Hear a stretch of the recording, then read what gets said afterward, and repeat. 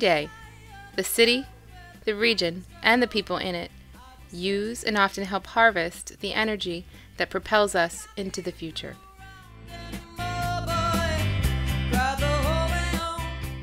Many Northeast Ohioans are moving toward a more direct and personal relationship with their energy consumption.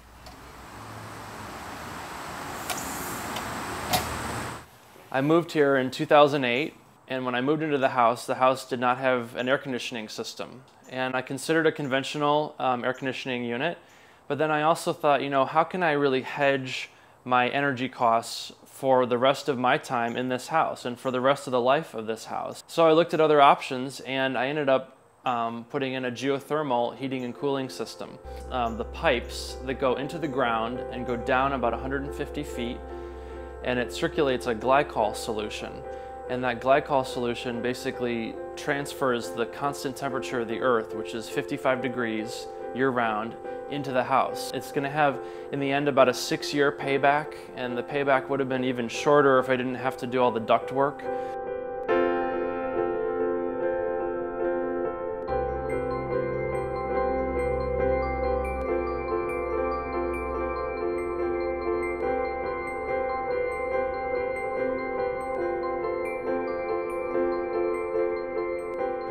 This is a photo studio, so we use a lot of electricity downstairs, and we were looking for some way to cut down on that a little bit.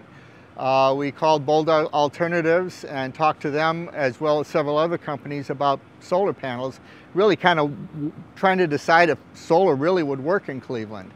After we did a little bit of research, we found out that, yeah, it can work. So 2 years ago, we put 137 solar panels on our roof, and we're real happy with that.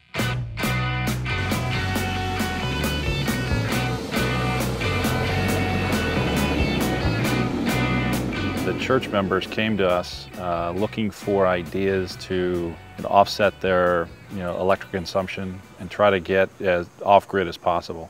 We gave them a few ideas, and the one that really popped out the best was this carport project. We've integrated an electric car charging station where church members can come in while they're meeting here, having services here, charge their electric vehicle, and then drive home. One of the things they've actually done here is they've auctioned off 10 parking spaces under the carport.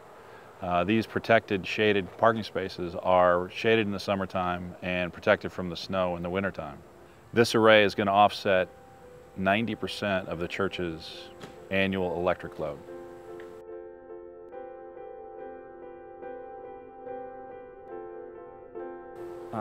We've done a variety of things in the construction of this building with sustainability in mind. One of the primary technologies that we took advantage of was geothermal for our heating and cooling of the facility.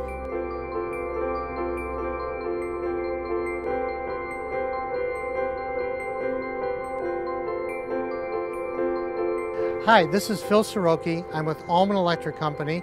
We were involved in a design build project with Cleveland State University at their south parking garage, which is the south gateway to campus. We installed a photovoltaic system to supplement the lighting being used for the parking garage. It's meant to help supplement the electricity, about $3,000 a year.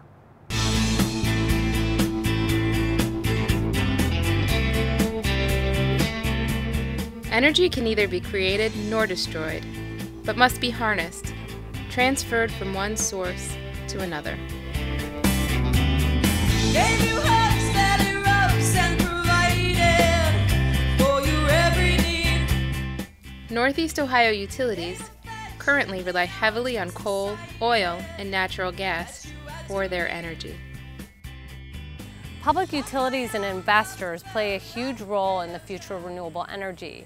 They're the ones who are funding and building the larger scale projects, the ones that feed the grid, that feed the electricity grid.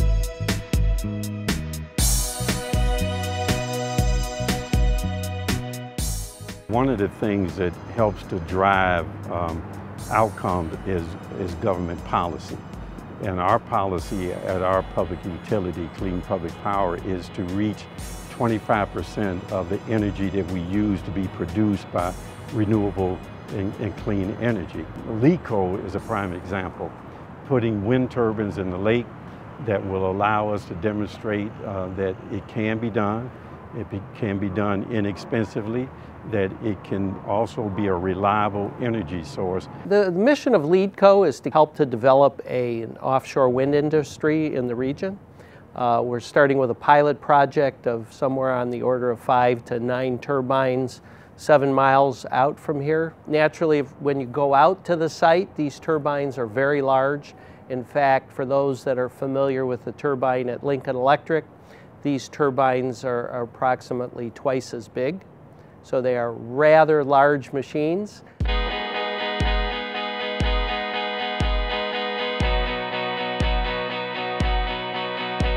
The fundamental goal from day one to see if this industry that is literally exploding worldwide, we're talking $400 billion, does that make sense to come here? And our goal is to really stimulate that industry and bring that kind of robust growth to the region. So when we look at the potential job impact in advanced energy, it gets pretty exciting. There's been an awful lot of talk about the shale gas industry, studies after study about tens of thousands of jobs. But then you look at the offshore wind potential. We issued a study about 1.5 years ago over the long term, and that could be 10 to 20,000 jobs. And then when you look at some of these other sectors in the next 7 years, when you look at fuel cells, waste energy, energy management, energy efficiency, grid level storage, we're looking at about 7,000 jobs in those sectors alone, and that's not even counting the supply chain. And what I think is important is that we have a diversified economy. By helping to build the advanced energy industry, that's a really exciting sector that can really help us go a long way toward that goal of developing a more resilient economy in Northeast Ohio. We're standing here today at Collinwood Bioenergy, which is a partnership between Forest City and Quasar Energy Group, a 1.3 megawatt waste energy anaerobic digestion facility. We've partnered on this project. This is our first venture together. We hope to build many more. What we do here is we receive organics from the marketplace. We convert them through a biological process to create clean, renewable energy that we're selling into Cleveland Public Power's grid. 1.3 megawatts is the offsetting of about 600 homes worth of power. And with this 8th plant, most of the parts that you see in the facility have now come from Ohio. Well, we make energy, and we make it from waste. So where most power plants or petroleum facilities, refineries would pay for a raw material, we get paid to take our raw material and convert it biologically. So our cost for energy is far less.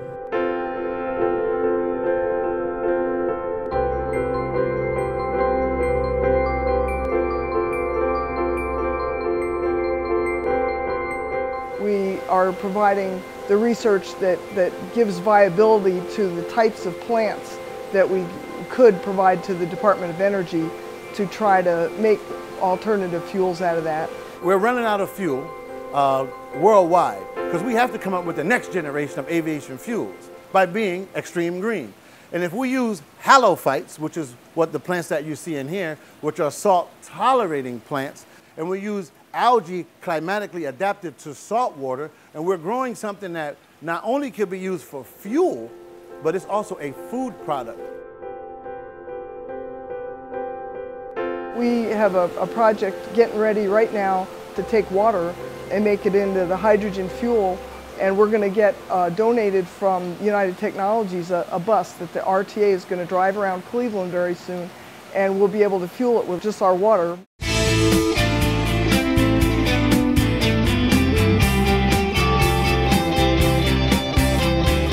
The fossil fuel industry is so highly subsidized that the only way to level the playing field between renewables and fossil fuels is to then also provide incentives for renewable energy. The project behind me is a 103 kW solar array that powers more than 30% of the electricity needs for the Village of Valley View Recreation Center. It's a great project, and without those incentives, this project would have never happened.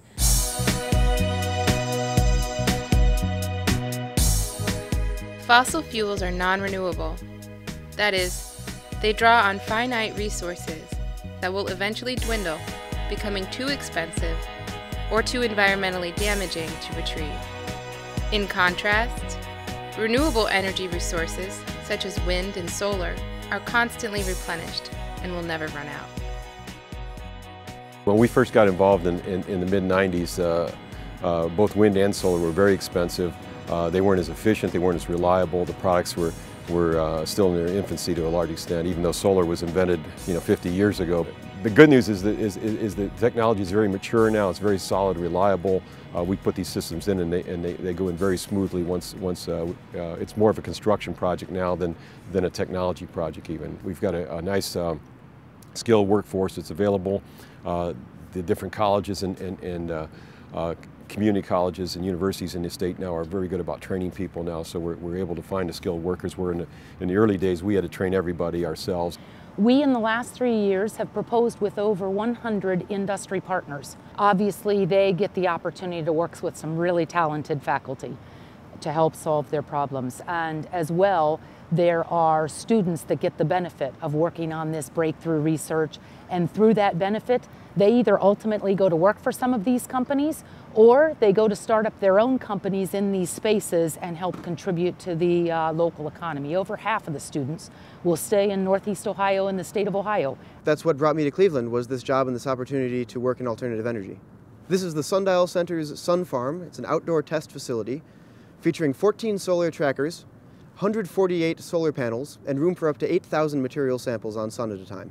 We're interested in the lifetime degradation properties of solar modules and materials. And if you can make a module last twice as long, you can effectively make it cost half as much. I manage a group of engineers who are working on the development of our Hikari 250-watt microinverter. EQED's entry into this market is to focus on reducing the cost of this type of equipment.